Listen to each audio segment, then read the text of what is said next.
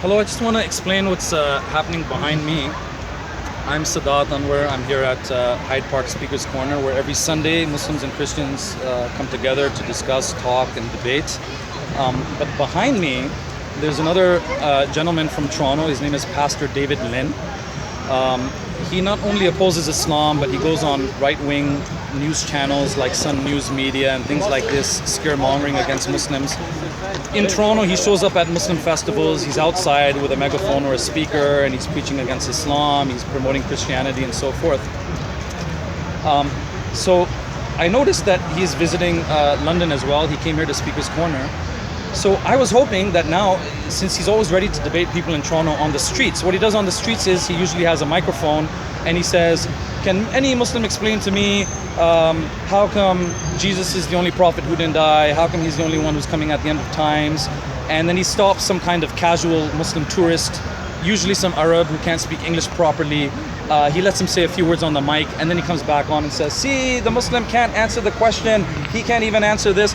So I was expecting that now he had an opportunity to debate with the Muslim brothers here at Speaker's Corner, but he did no such thing. He came, he just kind of said hello. Every time he saw one of the known debaters like Hamza, like Hashim, he would just say, "Hello, nice to meet you. Yeah, I'll talk to you later on," and he would move on. So Hashim challenged him to a debate. And I was there. I saw David Lynn say, "Sure, I'm going to come back. I'm just walking around the park. I'm going to come back." He hasn't come back. I don't imagine that he's coming back now. It looks like he's going to be leaving after that. And if he does come back, then there'll be plenty of cameras that will catch him debating with Hashim. Adnan Rashid challenged him to a debate. That you guys have on the video. Adnan was asking him to debate. He absolutely refused. So my point is that in Toronto, when he's unchallenged on the streets, he stops any Muslim. Anytime a hijabi walks by, he asks questions about Islam, and he wants to debate with them. But now that he had the opportunity to debate with Muslim debaters there at Speaker's Corner, suddenly, "Oh no, I'm not here to debate. I just want to preach my testimony. I just want to preach about Christ." But if you go and listen to him, he's not preaching about Christ. He's still talking about Islam. He's still talking about why the Quran doesn't make sense and Prophet Muhammad doesn't make sense, sallallahu alaihi wasallam, and so forth. So it just shows you how disingenuous some of these missionaries are. He's ready to debate every week on the streets in Toronto, but now he has an opportunity to debate. There's a park full of Muslims willing to debate him, waiting to debate him, and he's gone outside of the park and he's now preaching on the sidewalk. So basically, he picks on weak Muslims. He picks on the weak Muslims, and now when he had an opportunity to debate with Muslims who are who are used to debating, he literally refused to do it. I mean, he was surrounded by Muslims. He refused to do it, and if I know him well, I suspect that he will put a video up of it as well. But it'll be titled "Muslim Mob Attacks."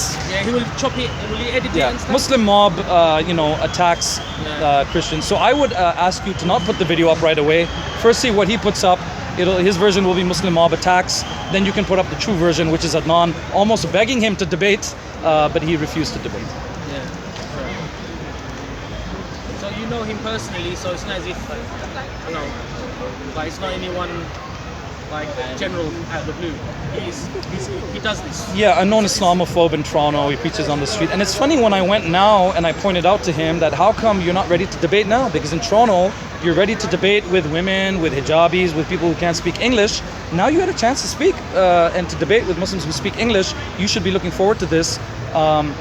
He just responded by saying, "I know this guy." He's talking about me. He said, "I know this guy. This guy's a hate monger. He's calling me a hate monger, and he preaches against Christianity," which we never do that. At our dawah stall, we never do that. If somebody comes and asks us, something about God or Trinity or this and that, we explain the differences. But we don't have a microphone preaching against Christianity. You could probably go there now. Probably, my bet is, I could be wrong, he'll still be talking about Islam right now. So it's very strange that he would have accused me of preaching against Christianity. I've just done those 3-4 formal debates. That's not preaching against Christianity. That's not hate mongering. Those were formal, disciplined debates. But what he's doing is like this, and he purposely goes to places where he's unchallenged. Yeah. And unfortunately, in Toronto, even if you go to a Muslim festival, you'll be unchallenged because the Muslims there somehow are not kind of as sturdy as the brothers here. So he had the chance to debate and he didn't do it. So it just shows you how disingenuous he is. Ran away. Yeah. Ran away. Jazakallah, brother.